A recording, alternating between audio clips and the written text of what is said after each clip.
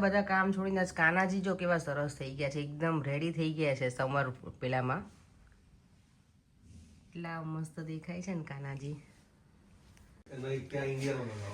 બધાને સવારના જય શ્રી કૃષ્ણ અને જય સ્વામિનારાયણ. જો મોર્નિંગમાં એટલા સરસ આજ ભગવાન મને આમ ગમે છે ને, મસ્ત વાઘા પહેરાઈને રેડી કરી દીધા છે. અહીંયા નીલકંઠવાણી મહારાજ છે, દીવાબત્તી થઈ ગયા છે. અહીંયા જો પ્રિપરેશન શેના માટે થાય છે, આજે છે ને પરેંગ જવાના છે એરપોર્ટ. નહીં પરેંગ દર વખતે હું એકલી જતી અને આ વખતે પરેંગ એકલા જાય છે ગેટવિક એરપોર્ટ.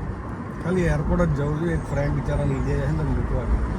એક ફ્રેન્ડ છે, એને છોકરો જ છે આમ તો નાનો, એને મૂકવા જાય છે પરેંગ. એને કોઈ હતું નહીં મૂકવાવાળું. કાલે ફોન કર્યો ને, તબિયત હમણાંથી બહુ ખરાબ હતી. તેને મેં કાલે ખબર પૂછવા ફોન કર્યો તો કે હું કાલે ઇન્ડિયા જાઉં છું એમ. તો મેં કીધું મૂકવાનું તો કે કંઈ સેટિંગ નથી દીધી, એટલે પરેંગે કંઈ નહીં હું મૂકી આવીશ. થોડીક આપણે હેલ્પ કરીએ તો છોકરાને સારું લાગે. એટલે એની તબિયત નથી સારી ને, તો પહેલાં પરેંગ મને ડ્રોપ કરશે અને પછી એને પિક કરીને એને ડ્રોપ કરશે. અને આજે અમારી જોડે તુષારે આવે છે. તુષારને છે ને ગેટવિક એરપોર્ટ ખાલી મજા લેવી છે. ઇન્ડિયા તો હમણાં જવાના ના હોય, હમણાં જ આવ્યો છે ઇન્ડિયાથી, એટલે હે ને તુષાર? જો અત્યારે એકદમ ફૂલ સન છે આઉટસાઇડ. કેયુરને પહેલાં મને મૂકી અને પછી પરેંગ કેયુરને મૂકવા જવાના છે. એનું નામે કેયુર છે, મારો ભાઈ કેયુર છે અને આ ત્યાં જ નજીકમાં જ રહી છે. હું પહેલાં રહેતા ને ત્યાં અહીંયા આવીને અમારું ઓળખાણ નીકળી હતી. ત્યાં તો હું કોઈ દિવસ બાપુનગરમાં અમે રહેતા હતા, પણ મને નહોતી ખબર. એને બહુ તબિયત વધારે જ ખરાબ છે, છોકરો ચાલી નથી શકતો. પરેંગ તમે જોઈને શું કહો? પરેંગ બહુ સુકાઈ જેવું લાગે ને તમને આજે? કારણ કે અમે વચ્ચે મળ્યા હતા ને ત્યારે તો વ્યવસ્થિત હતો, અત્યારે તો લેવાઈ ગયો છોકરો. સાવ મેં વચ્ચે ફોન કર્યો તો કીધું હતું કે તમારા ઘરે આવી જા રહેવા, પણ અહીંયા આવ્યો નહીં છોકરો. ચાલો તો એની હવે એને મને મૂકીને પછી એને પરેંગ મૂકવા જશે. અને અહીંયા જો ઘર કેટલા સરસ સરસ દેખાય છે બધા એક સરખા.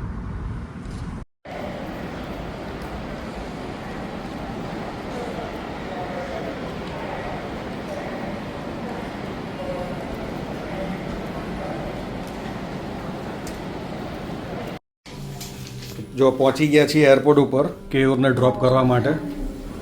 ચાલો પહોંચી ગયા આપણે. કઈ જગ્યાએ જવાનું? આ બાજુ. વાહ, ડિપાર્ચર. સારું, ચાલો તુષાર આવજે. ચલો બાય બાય.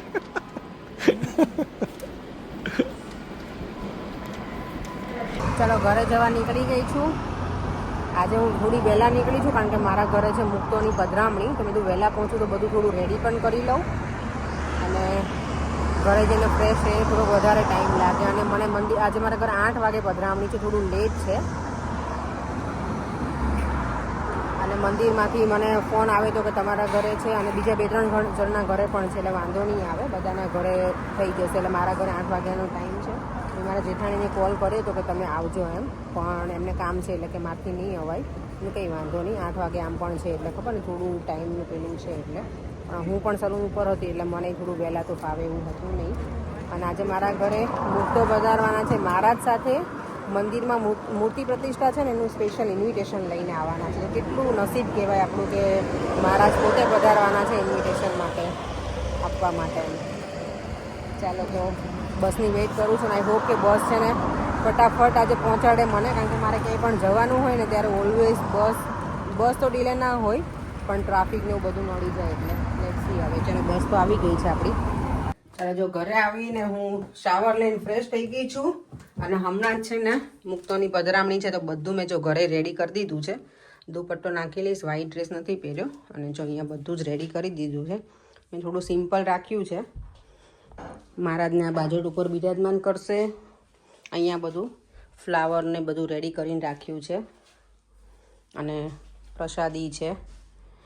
ચાલો તો હવે થોડી વાર વેઇટ કરું છું. હજી મારી ફ્રેન્ડ મમતા છે ને એમના ઘરે ગયા છે, પછી ત્યાંથી બીજી મારી ફ્રેન્ડ છે ત્યાં જવાના છે ને પછી મારા ઘરે પધરામણી છે.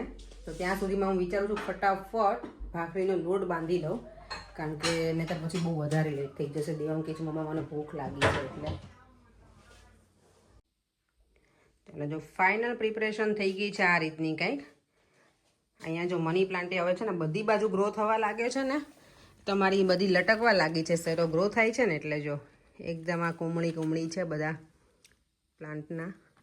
ફ્લાય છે કે શું ના, જો અહીંયાથી આવી રીતે બહાર આવે છે એટલે મને પાછું આને ટાઈઅપ કરવું પડશે ઉપર. ઘણી ગ્રો થાય છે જો.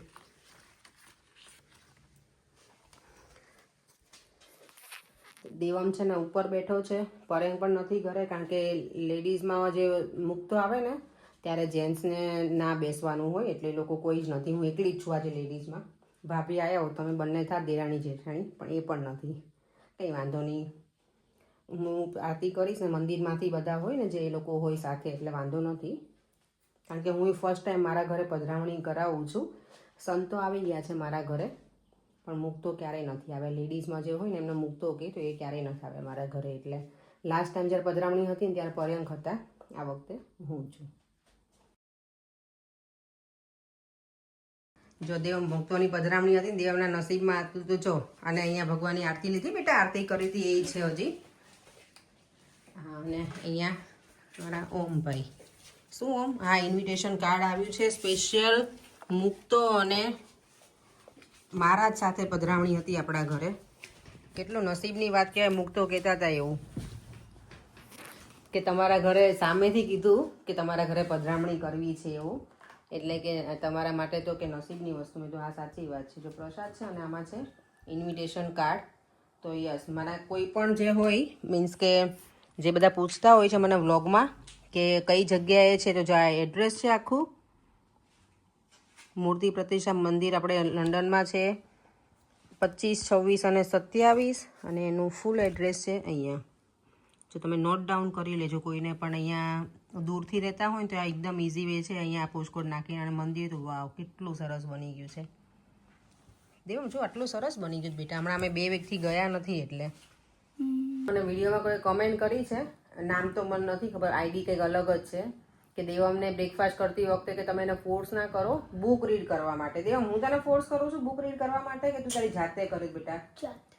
દેવમને મેં ક્યારે રીડિંગ માટે હું એને એવું કહું કે તું બુક ના રીડ કર અને પહેલાં બ્રેકફાસ્ટ કરી લે, તો એને એવું છે કે બુક રીડિંગ કરતાં કરતાં એને બ્રેકફાસ્ટ ગમે છે.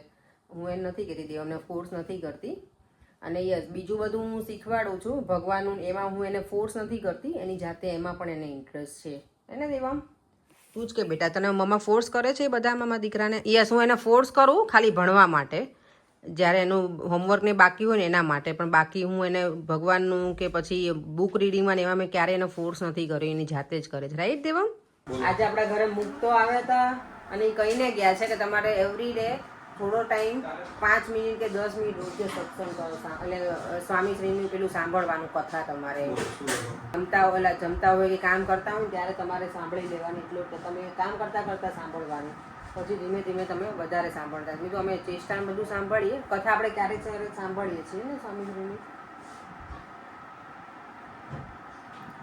ચાલો, તો જો આજે તો જમવાનું બહુ મસ્ત બન્યું હતું. સેવ ટમેટાનું શાક, અને સેવ ટમેટાનું શાક છે ને નોર્મલી મારે નોર્મલ સેવ હોય, આ વખતે મેં રતલામી સેવનું બનાવ્યું હતું. ચાલો, જો કે સ્વામીજીની કથા સાંભળશું શાંતિથી બેઠા બેઠા. પંખો ચાલુ છે એકદમ મસ્ત ઠંડા પવનમાં. જો મસ્ત વેનીલા આઈસ્ક્રીમ રેડી થઈ ગયો છે અમારા માટે. પહેલા આપણે નાના હતા ત્યારે વાડીલાલ મંગાવતા, ખબર છે? હા, એવો જ છે. એવું છે. જ્યારે નાના હતા ને ત્યારે આવું કરતા. જો આ દેવમ જે અત્યારે રમખાણ કરે છે ને આઈસ્ક્રીમનું, એવું આવું અમે કરતા. હા દેવમ, બરાબર ઓગાળી નાખીએ ને પછી સ્પૂનથી ખાઈએ અમે. મજા આવે બેટા? હે,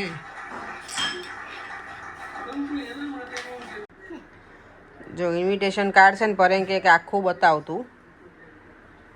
પર્યંક ભાઈ છે, પર્યંક, PARYANK મિસિંગ છે. ચલો જો ઇન્વિટેશન કાર્ડ બહુ જ મસ્ત છે.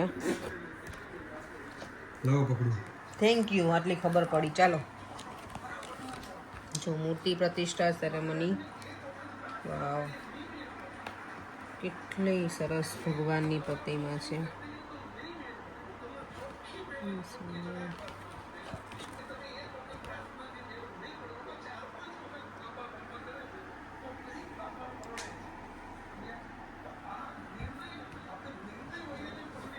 એકદમ મસ્ત ઇન્વિટેશન કાર્ડ છે. અને મંદિર તો તમે જોયું ને પરેંક, આખું જો શિખર બંધ બની ગયો સરસ. આપણે હમણાં 2 વખતથી મને કહેતા હતા મુકતો આજે કે તમે મંદિર આવો છો રેગ્યુલર? મેં તો રેગ્યુલર આવું છું, પણ 2 વીકથી હું નથી આવી.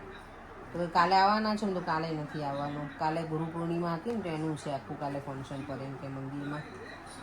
પાછળ ઓમભાઈ બેઠા છે. આરામથી આરામ ફરવા તો એને બેઠા છે. ओम भैया मैं आ रहा हूँ। અહીંયા તુષાર ભાઈ બેઠા છે.